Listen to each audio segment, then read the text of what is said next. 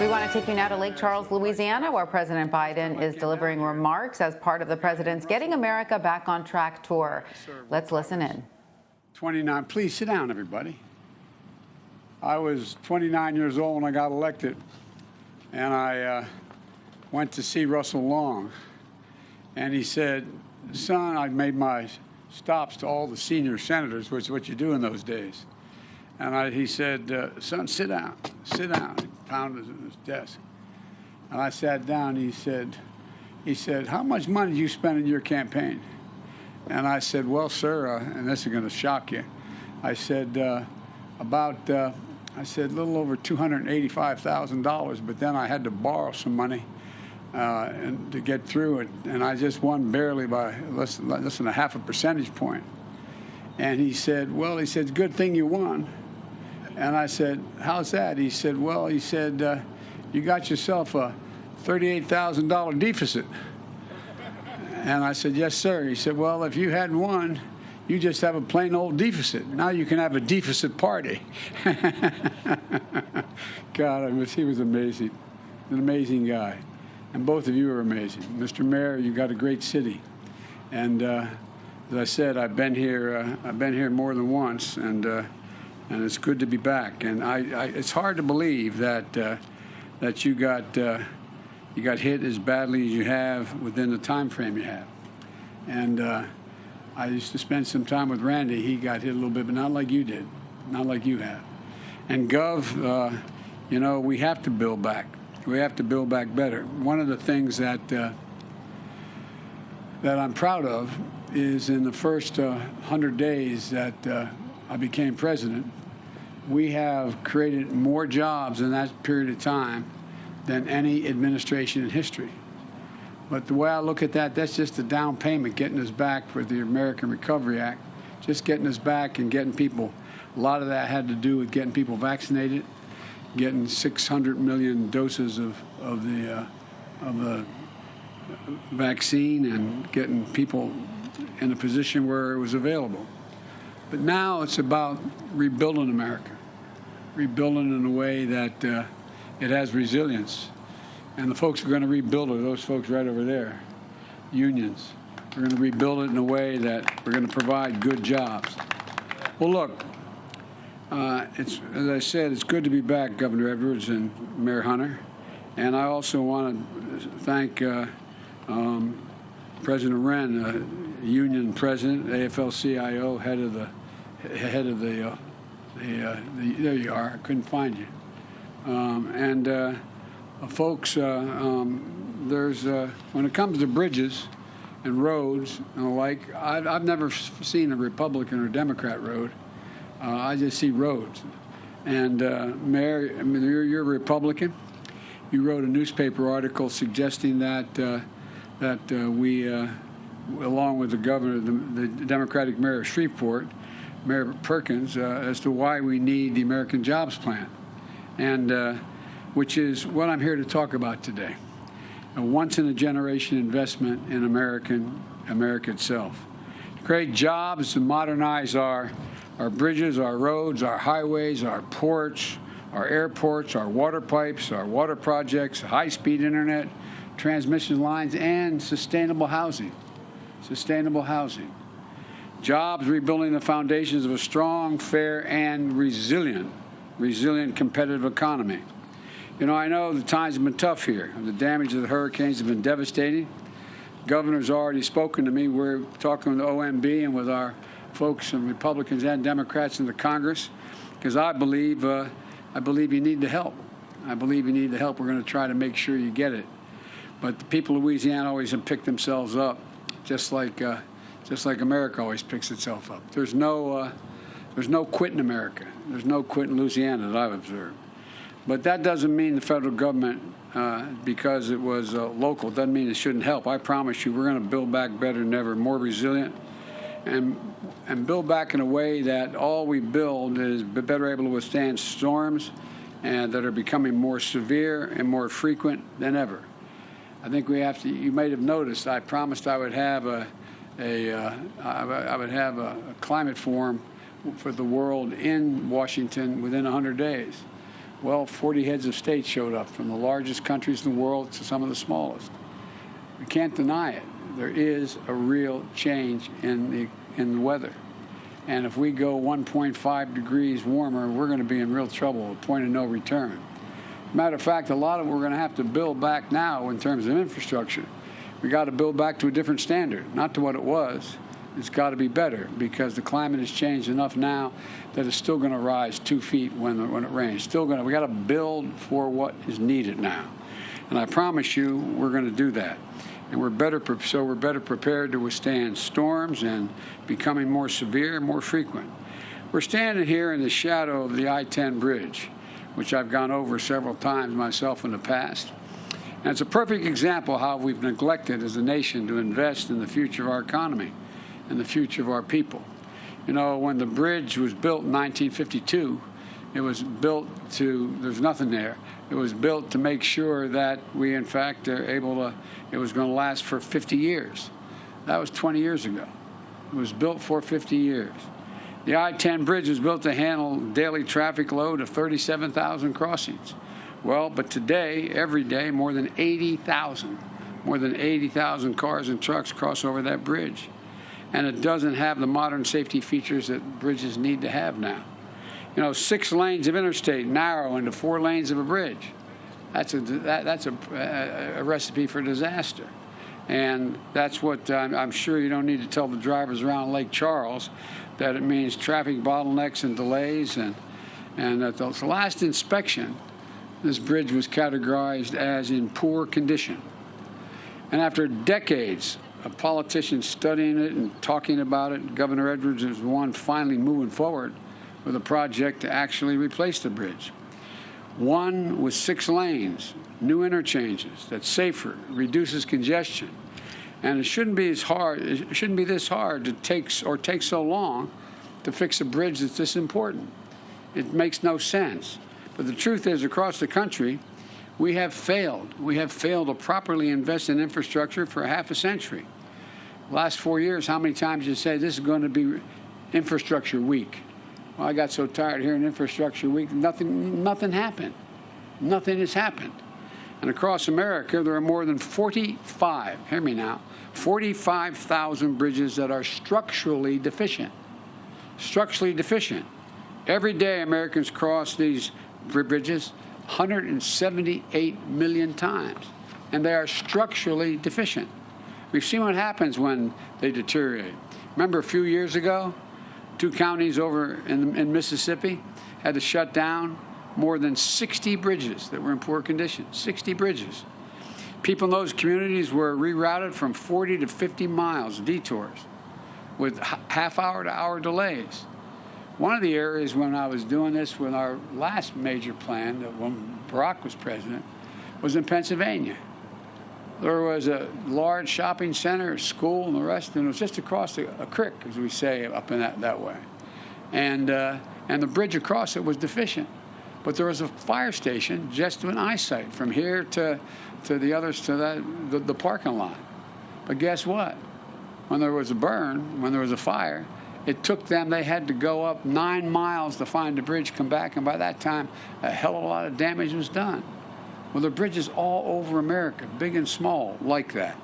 A few years ago, as I said, we found ourselves in a position where it's not just more inconvenient, in the situation in Mississippi, it is also a matter of life and death, keeping firefighters, paramedics from getting people the help they need, cutting off hurricane evacuation routes. In addition, more than 1 in 5 miles of our highways in the United States of America, major roads in America, are in poor condition. 1 in 5 miles. That's more than a safety hazard. That is a drain on our economy. A typical American pays, I know this is going to sound wonky, but it's real and it affects ordinary Americans' lives like the neighborhoods I come from. Typical American pays a hidden tax of more than $1,000 a year in the time it wasted and the fuel wasted due to traffic congestion because of the nature of our infrastructure. We rank 8th in the world in terms of our infrastructure. We used to be the leader in the world. All told, these delays cost our country, according to economists, an estimated $160 billion a year in waste. extra fuel, extra time, and like. And that's due to the congestion, and folks in Louisiana know there are much greater threats than just congestion. When the road or the bridge is washed out, or when it can't stand up to a hurricane, people can't get to their jobs, they can't get to their schools, families can't get to hospitals safely. This is about creating jobs and also saving lives. You know, my mother used to have an expression, Gov. She'd say, out of everything bad, Joey, something good will come if you look hard enough for it. Well, one of the things that this crisis, in terms of the health crisis of COVID, has shown us is that that we have to build back better in a whole series of ways. It's about building a strong foundation for the American people.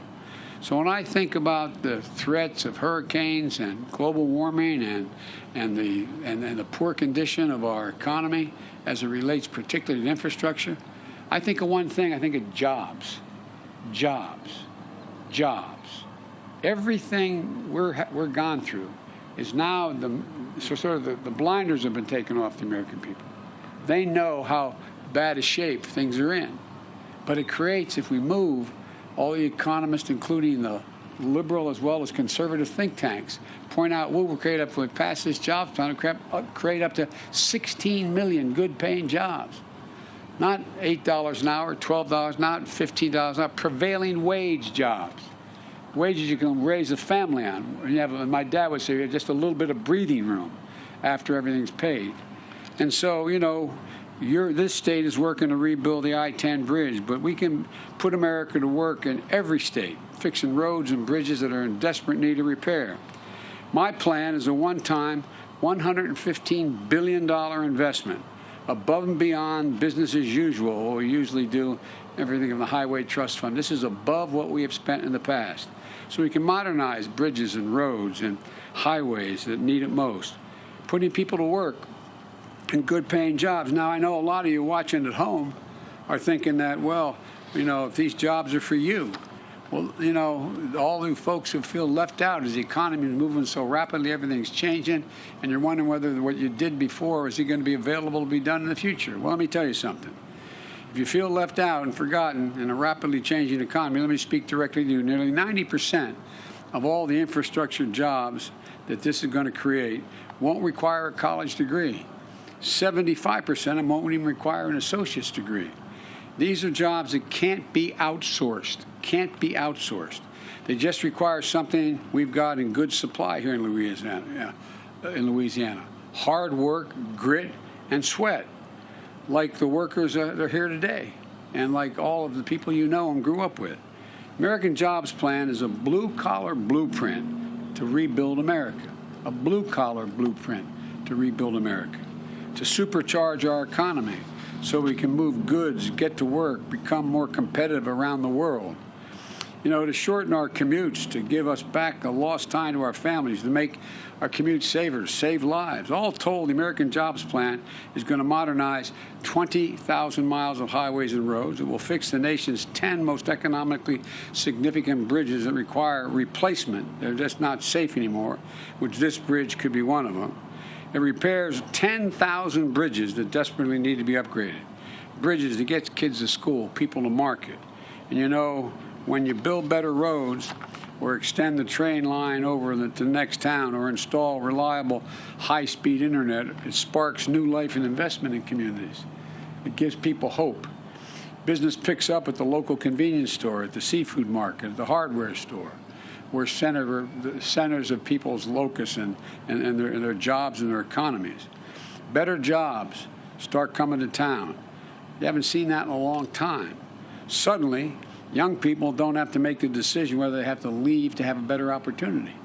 They stay where they are. That's what infrastructure does. It has a rippling effect. And when we make all these investments, we're going to make sure of one thing, that we buy American. Now, I know I'm being accused when I say I'm only going to buy American as president, that somehow I'm going to violate trade agreements. No.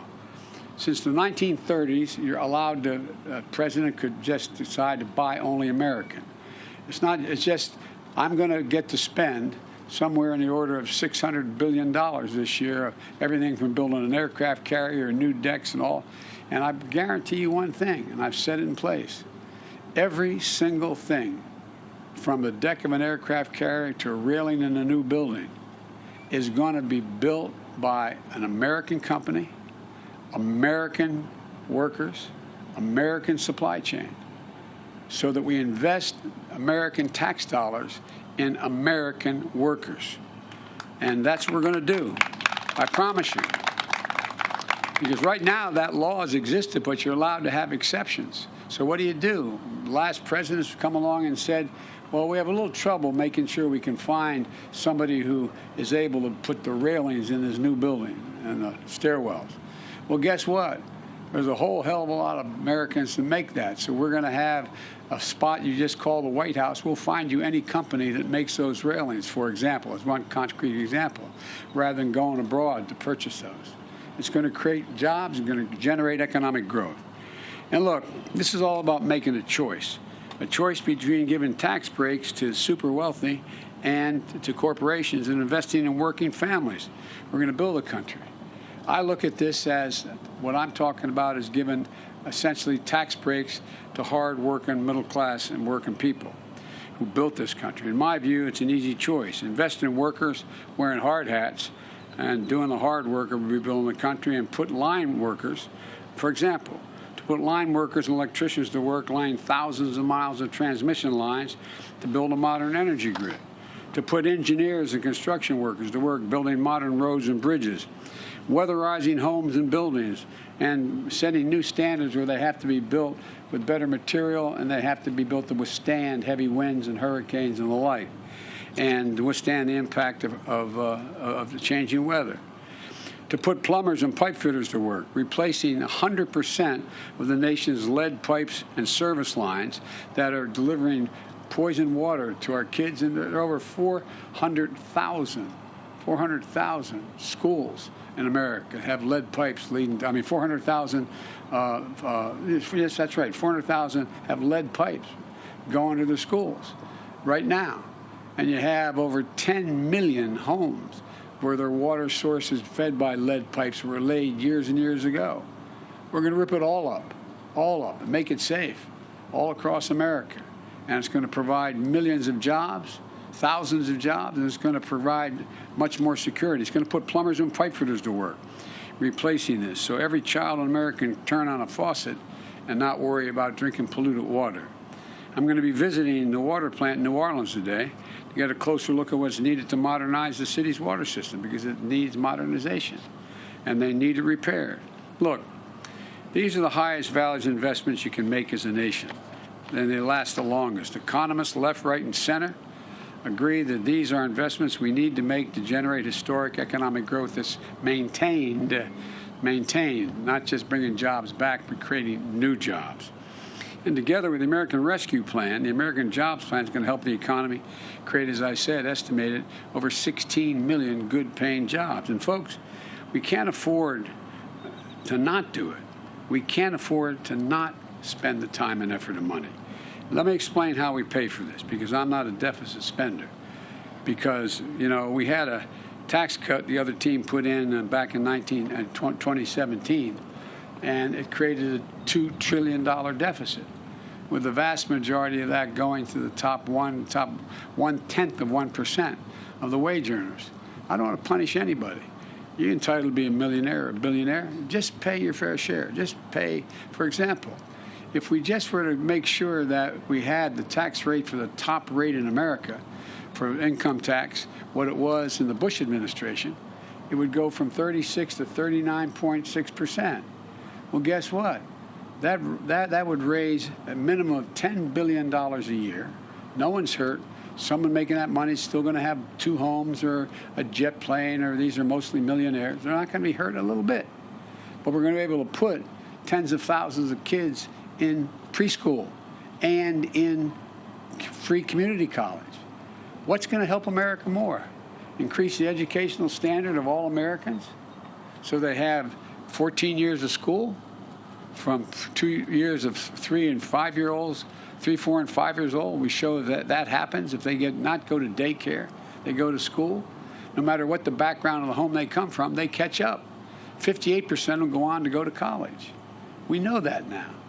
We also know that if you give 2 years 2 years of free community college, you're in a situation where you're in a position that you have in your state and every other state in America. You'll allow to go the last 2 years. All those credits are available to your state universities, and you get a 4-year degree for half the cost. And/or you get the 2-year degree, and you're able to do what you needed to do. It's estimated to increase the average income by over 20% for someone in America for the rest of their lives. So, folks, you know, the fact is that, I'm not looking to punish anyone. You know, I come from the corporate state of the world, Delaware. More corporations are incorporated in the state of Delaware than every other state in the union combined. But guess what? You know, I'm sick and tired of corporate America not paying their fair share. Their taxes used to be 38%, 36%. We all thought that was too high, even in our administration. And we wanted to reduce it to 28%, make it more competitive. Some thought 24%. But it got reduced to 21%. And you know what the result is? Of the largest corporations in America, 50 don't pay a penny in tax. Made $40 billion. Don't pay a penny in tax. If you're a construction worker and your wife's a school teacher, you're paying at a higher tax rate than corporate America's paying. Not a joke. Not a joke. I don't want to punish them. And by the way, they used to do a lot more research and development. Major corporations now, because we've changed the law, in fact, it used to be that a corporate CEO got paid 36 times as much as the average employee in their corporation, the Fortune 500. Now it's 456 times. The mother would say, who died and left them boss? Well, 56% of all, 53% of all the money they made, of $1 trillion over 10 years, what did it do, according to a major study? It went to buying back their stock. Now, why you buy back their stock? Because CEOs now get paid in stock purchases, stock options. It used to be they got paid in direct salary, and they get paid in stock options. So if you have 10 shares of stock, you sell 5, the 5 left are worth more, you get paid in stock, it's better. The remaining 37% goes to dividends, which makes sense, but leaves 9%, 9% for everything, according to the study out of the University of Massachusetts, everything from salaries, employment, research, development, 9%. So, folks, you know, we used to invest in research and development in this country, about 2.4% of all that we did, making us the leading country in the world in change in research and development. Well, we now do 0.7. The Chinese are eating our lunch. They're eating our lunch economically.